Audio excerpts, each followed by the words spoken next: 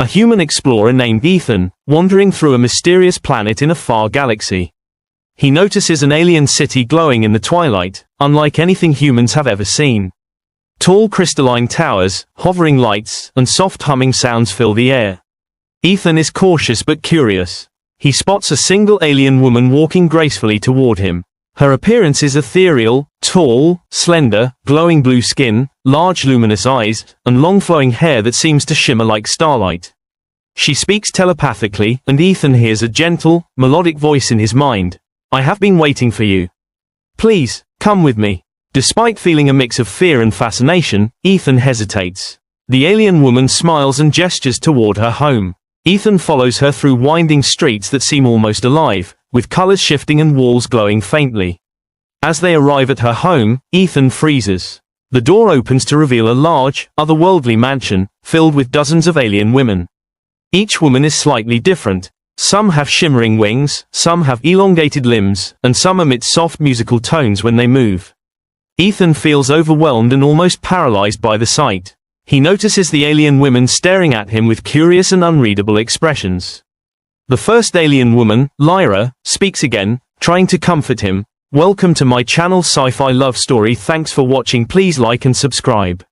Ethan had always been curious about the unknown. As a human explorer, he had traveled to countless planets, seen strange creatures, and faced dangers most people on Earth could never imagine.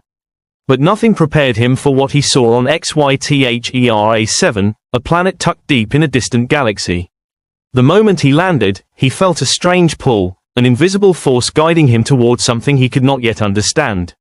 The sky above HFY-7 was unlike anything he had seen before. Two suns hovered in the horizon, casting overlapping shades of gold and violet across the landscape. The air shimmered faintly, like it carried tiny sparks of light, and the ground beneath his boots was soft, almost alive, pulsing gently as he walked. Ethan adjusted his visor and scanned the area. In the distance, he noticed a city of towers and lights, rising like crystal fingers into the sky. His curiosity overwhelmed his caution. "I have to see this," he whispered to himself, stepping forward. As he approached the city, he saw movement. At first, he thought it was a trick of the light, but then a figure emerged from the glowing streets. It was a woman, but unlike any woman on Earth.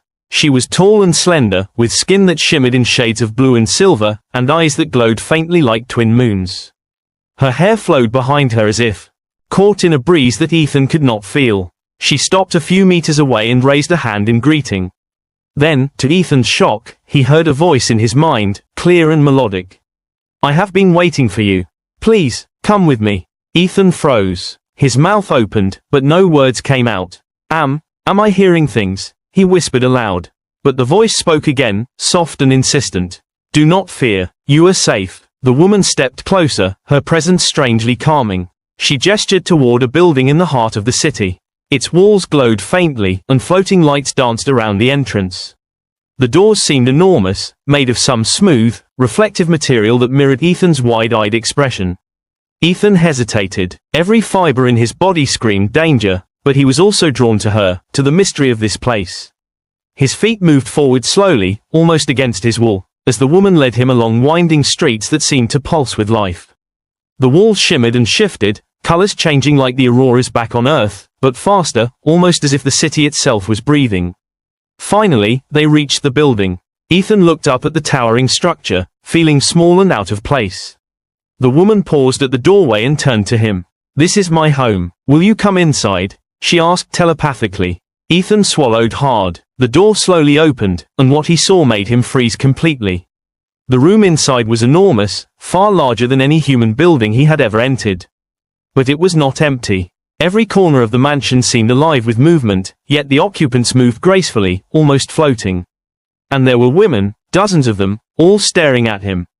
Some had delicate, translucent wings. Some had elongated limbs that bent in ways humans could not. Others emitted soft tones that made the air itself hum. Every single one looked at him with intense curiosity. Ethan took a step back. His heart pounded so fast it felt like it might burst. His mind screamed, "Run!" but his feet would not move. The first woman, the one who had invited him, stepped forward. Her name, he would later learn, was Lyra. "Do not be afraid," she said, her voice soothing, wrapping around his mind like a warm breeze. "We have been expecting you." Expecting him? Ethan's thoughts raced. How could they be expecting a human? What do they want from me? As he looked around, he noticed holographic images floating in the air. They were strange, glowing shapes, showing scenes he could barely comprehend. Some depicted humans, others showed alien worlds, and some even seemed to record moments from Earth's history, long before he was born. It was as if these women had been observing humans for centuries, waiting for this very moment. Lyra moved closer, sensing his hesitate. "You do not understand yet, but you are important. More important than you know," she whispered. Ethan's curiosity was growing faster than his fear. He took a cautious step inside. The air was warm and smelled faintly of flowers and metal combined. The alien women's eyes followed him, but their expressions were not hostile. They seemed curious. One of the women approached him, her movements smooth and almost musical. She tilted her head, regarding him as if seeing into his very thoughts. Ethan could feel the weight of her gaze, intense but not threatening. "Why am I here?" he asked aloud, though the question felt almost foolish. Lyra answered before he could dwell too long on fear. "You are here because you were chosen. You have something we need, something no human on Earth could give us." The words sent a chill down his spine. Ethan wanted to ask what it was, but something in Lyra's tone told him he would understand soon enough. As he explored further, he noticed the mansion was full of strange objects and technologies that defied human understanding. Some were devices floating in the air, glowing softly. Others were liquid-filled containers that shimmered with memories, as if holding fragments of past lives. Ethan's mind reeled trying to comprehend it all. Then, suddenly, a vibration shook the room. Ethan stumbled, gripping the edge of a table. The alien women's attention snapped toward the far end of the room. Ethan followed their gaze and froze again. A figure emerged from the shadows, a larger, more imposing alien than the others. Its eyes glowed with a pale, penetrating light, and its presence seemed to make the air thicker, heavier. Ethan felt a strange recognition, as if this being knew him personally, though he had never seen her before. Lyra stepped forward, her glowing eyes locked on the newcomer. "Do not move," she warned. "This one is different. He is dangerous, or he is the key." Ethan's heart thudded in his chest. He didn't understand the words, but the tone left no doubt. He was at the center of something far bigger than himself. The imposing figure slowly walked toward him, and Ethan could feel the weight of its gaze, almost like it was probing his mind. The room fell silent, the only sound his own ragged breathing. Lyra placed a hand lightly on his shoulder. "Trust me," she said softly, but firmly. Ethan wanted to run, but he couldn't. He was frozen in place, caught between fear and fascination. Every instinct screamed danger, yet something deep inside him whispered that this was his chance, to understand, to survive, perhaps even to make a difference. The shadowy figure stopped just a few meters away. Ethan could feel the immense power radiating from her, a presence that could crush him with a thought. But he was also something else, a subtle curiosity, a question in her glowing eyes. She was assessing him, testing him. "Who is he?" Ethan heard Lyra's voice in his mind, tense and urgent. "I do not know, but he is the one." The Matriarch's reply came, slow and deliberate. "He will decide what happens next." Ethan swallowed hard. He had no idea what that meant, but he knew one thing: his life, and maybe the fate of this alien world, was about to change forever. He stood there, frozen at the doorway, with dozens of alien women surrounding him, watching, waiting. The tension in the room was almost unbearable, each second stretching endlessly. Ethan felt the full weight of being the only human in a house full of beings who were beyond his understanding, and yet, somehow, he felt that he belonged here, that he was part of something far greater than himself. Ethan's heart raced as the shadowy figure moved closer. Every step she took seemed deliberate, almost ritualistic, and he felt the room's energy tighten around him. The alien women surrounding him, dozens of them, watched silently, their eyes glowing softly. The air was heavy with anticipation, and Ethan felt like a tiny creature trapped in a predator's gaze. Finally, the imposing alien stopped a few meters away. She was taller than the others, her skin a deep shade of violet that shimmered like polished amethyst. Her eyes, pale and penetrating, locked onto Ethan's. For a moment, he felt exposed, as though she could see into his very soul. Then, in a voice that echoed in his mind, she spoke, "Humans are not meant to be here, yet your presence is no accident." You carry the key. Ethan swallowed hard. The key, he thought. What could I possibly hold that would matter to an entire alien civilization? Lyra stepped closer, her glowing hand resting lightly on Ethan's shoulder. Her touch was warm, almost grounding him. You are chosen, Ethan, she whispered. You have something that our technology alone cannot replicate. You can help us save our world. Ethan's mind raced. He wanted to ask what she meant, but another thought struck him. How do I save a world I barely understand? The matriarch's gaze softened slightly, as if she sensed his fear. Follow me, she instructed. Time is short. Ethan hesitated, but Lyra's gentle encouragement pushed him forward. The matriarch led him through a corridor lined with shimmering panels, each showing scenes of alien life. Some panels depicted aliens training, creating, and building, while others showed destruction, chaos, and despair. Ethan realized that this civilization had faced countless dangers before, yet they had survived, always adapting, always learning. Finally, they arrived in a vast chamber. At its center stood a colossal structure, a glowing obelisk cove. Red in intricate patterns that pulsed like a heartbeat. The obelisk radiated an energy so intense that Ethan could feel it vibrating through his bones. Lyra turned to him, her luminous eyes wide with urgency. This is the heart of our world, she said. It protects our planet from cosmic threats, but it has been dormant for centuries. You, Ethan, are the one who can awaken it. Ethan's mouth went dry. He stepped closer to the obelisk, examining the glowing patterns. They seemed to respond to his presence, pulsing faster as he moved. How do I activate it? He asked. Lyra smiled softly. By trusting yourself. You are human, and humans think in ways we cannot. Your instincts, your intuition, your courage, that is what this device needs. The matriarch watched silently, her eyes flickering between caution and expectation. Ethan took a deep breath. The weight of responsibility pressed down on him, but he knew he had no choice. The planet, and these beings, were counting on him. He placed his hands on the obelisk. The patterns flared brightly under his touch. Suddenly, a wave of memories and emotions flooded his mind. He saw the history of the alien women, their struggles, their triumphs, and the countless lives they had saved. He felt their hope, their fear, and their longing for survival. You understand now, Lyra's voice whispered. You see why you are here. Ethan nodded, though he felt overwhelmed. The obelisk's energy was like nothing he had ever experienced, and he realized that it required more than just physical interaction.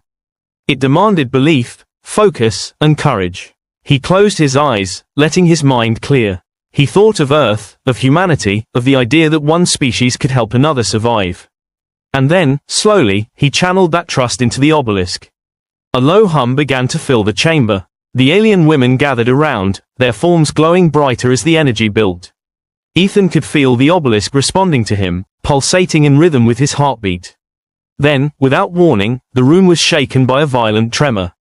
The matriarch stepped forward, her voice firm. The test is not complete. You must choose. Do you activate it fully now, or wait and risk failure?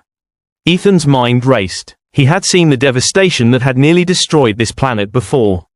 He could not risk hesitation. With determination, he pressed his hands firmly against the obelisk, letting his instincts guide him.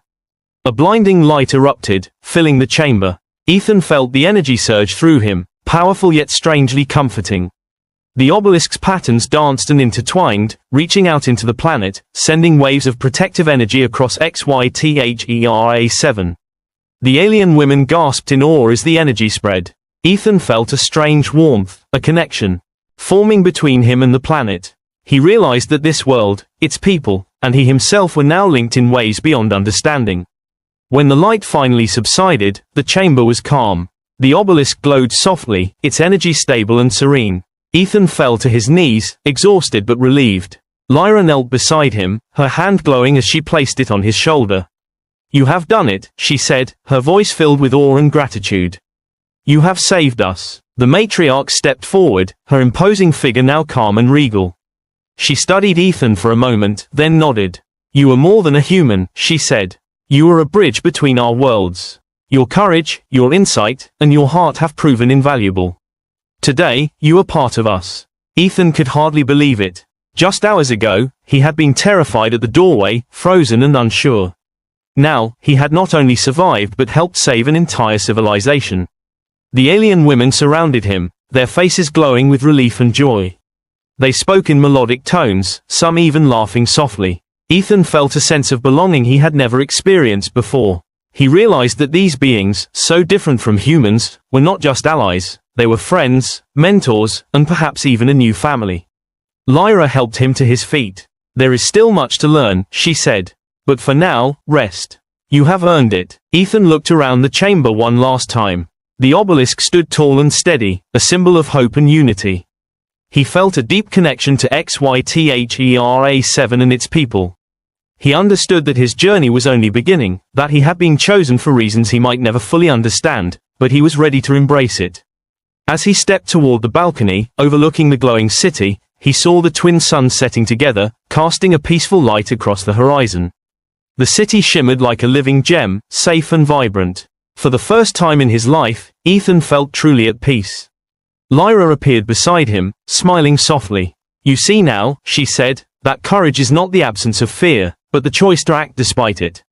You chose wisely, Ethan. And because of that, our worlds may one day grow closer, stronger, and safer together." Ethan nodded, gazing at the city below. He felt the weight of his responsibility but also the thrill of discovery. This was not just a victory, it was the beginning of something greater. A human and an alien civilization, working together, building a future none could have imagined. The alien women gathered on the balcony, their forms radiant in the twilight. Ethan realized that he had found a place where humans and aliens could coexist, where understanding and bravery bridged the gap between worlds. He took a deep breath, feeling the connection with these extraordinary beings. And for the first time, he truly believed that humanity could reach beyond the stars, not just to explore, but to protect, to learn, and to grow. As night fell on HYTHERA7, the city glittered beneath the twin moons. Ethan stood there, surrounded by alien allies, knowing that though the journey was far from over, he had taken the first step toward an extraordinary future. And with that, the story closed on a note of hope, bravery, and the promise of adventure yet to come.